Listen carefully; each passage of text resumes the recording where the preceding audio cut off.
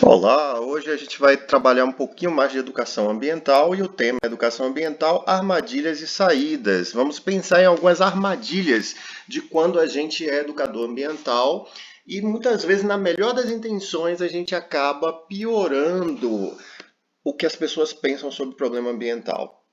E aí eu queria começar por essa imagem que é toda educação ambiental é política. Olha bem, água na escola, um silenciamento político. Por que um silenciamento? Olha só.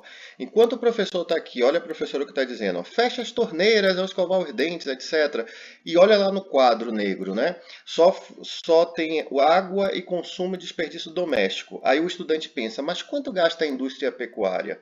Pois é, na escola só se fala em água doméstica, como se nosso consumo doméstico de cidadão comum fosse o problema para a escassez de água. E aí a gente vem e mostra esse gráfico aqui. Vamos analisar? Quem é o maior consumo? Quem é o menor consumo? O consumo da agropecuária é 70% pelo menos do consumo de água do país. A indústria 22% e o doméstico apenas 8%, ou seja, se o consumo doméstico zerasse, se ninguém tomasse mais banho, nem escovasse dente, não fizesse mais nada em casa, não lavasse comida, nada, a gente só ia mexer em 8% disso aí, o que é muito pouco e o que não está causando o problema ambiental da água. Tá? Então a gente tem que ter muito cuidado com essa primeira armadilha. A gente culpa o cidadão comum por um problema muito maior que ele. Vamos explorar o problema. Olha, a figura que ela diz que 72% do consumo de água no Brasil é para irrigação do agronegócio. Vamos pensar um pouquinho no agronegócio e entender isso. Quando a gente mantém pecuária, o que é que a gente precisa fazer? Primeiro, a gente desmata. Isso é péssimo para a natureza. A gente destrói a mata nativa para plantar uma coisa só. Como, por exemplo, vamos no 2, monocultura irrigada para fazer ração. O que é isso? Soja, por exemplo. Você destrói uma área verde com plantas nativas e só vai plantar soja ali, porque soja vai servir de ração. Essa soja precisa ser irrigada e essa irrigação não é eficiente em economizar água. Então você perde quantidades absurdas. Sabe tudo aquilo que você economizou, tomando banho rápido, etc. Nada, em segundos tudo isso é perdido. Né? É uma coisa muito grande. São campos e campos e campos de futebol, tamanho de campos de futebol, só de plantação de soja. Água para o gado bebe muita água, então também se gasta água para o gado. Então é a água que o gado bebe, mas também a água que está na comida do gado para produzir a ração do gado. Além disso, as grandes empresas vão exportar tanta carne quanto a ração. Então, o que é que a gente está fazendo? A gente está plantando ração para vender para os outros países. A gente vende água junto, nossa água está indo embora dessa forma. E a carne mais dessas grandes empresas, a maior parte vai também para exportação. Não é isso que alimenta a gente, porque muita gente pensa assim, se não fizer isso, a gente vai ter desabastecimento. Não, porque são pequenas empresas que acabam abastecendo a gente. A questão do poder econômico e a água. Como acontece a contaminação do lençol freático? E aqui está mostrando, né, que na hora que a gente for dar aquela aula sobre chuva, ciclo da água, aí depois a gente pode entrar com isso aqui, ó. Mesmo que chova a água totalmente limpinha, a água vai enfrentar uma série de problemas. E eu quero focar nisso aqui, ó. Falta cobertura vegetal, porque a vegetação é destruída por uma série de coisas, né, para mineração, para agricultura, pecuária. Ó a monocultura aqui, ó. Um monte de planta igualzinha que também não ajuda o solo a reter água. Agrotóxicos e fertilizantes à vontade nessas plantações. Resíduos da pecuária, então um monte de venenos vão cair na água. E a questão da falta de lixões, da falta de saneamento, o excesso dos lixões clandestinos, etc. Então a água recebe uma série de impactos de diversas atividades econômicas. E isso não sou eu ou você, cidadão comum, que está mexendo. Isso são grandes atividades empresariais, tá? E o direito das pessoas? Já que é para tratar do cidadão comum também, vamos tratar da forma certa, vamos tratar aquilo que realmente envolve o cidadão comum. Por exemplo, nós temos direito ao abastecimento ao saneamento básico. O que é saneamento básico? Saneamento básico é isso que está na figura aqui: abastecimento de água potável, então é você receber água limpa, algo que boa parte dos brasileiros não recebe, água limpa nas torneiras, né, água tratada. Coleta e tratamento de esgoto, poucas pessoas no Brasil têm acesso a isso, né? Esgoto bem canalizado a uma rede que leve ao tratamento do esgoto. O esgoto não pode cair cru na natureza.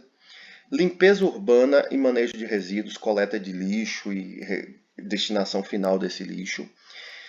E o mais complicado aqui para nossa cidade, drenagem das águas pluviais e urbanas, porque se você não tem uma rede de drenagem embaixo, as cidades alagam, que é um outro problema, uma outra armadilha da educação ambiental, dizer que as cidades alagam porque você, cidadão comum, joga lixo. Isso é uma questão, isso é uma ação política. Toda vez que a gente diz isso, que a gente repete esse discurso, a gente está fazendo uma ação política errada, porque a gente está escondendo uma questão que é: as cidades alagam porque não tem rede de drenagem eficiente embaixo. Então não é por culpa de uma ou de outra pessoa. E essa coisa de, mas as pessoas jogam lixo. É claro que é errado jogar lixo solto, assim, no ambiente. Claro que é. Mas não é isso que causa o problema. Tá? Então, toda vez que a gente assume que uma coisa a gente joga no cidadão comum, esquece a responsabilidade do poder público, né? E esquece a responsabilidade do poder econômico, a gente não está fazendo uma boa educação ambiental. E aí a gente vai falar sobre a mentira do Aedes, que é uma outra maldade, é uma outra armadilha que a gente cai o tempo todo. Porque o que é que eles dizem? Quem é o culpado pelo Aedes aegypti, dengue, zika, chikungunya, é você que deixa lá a água parada.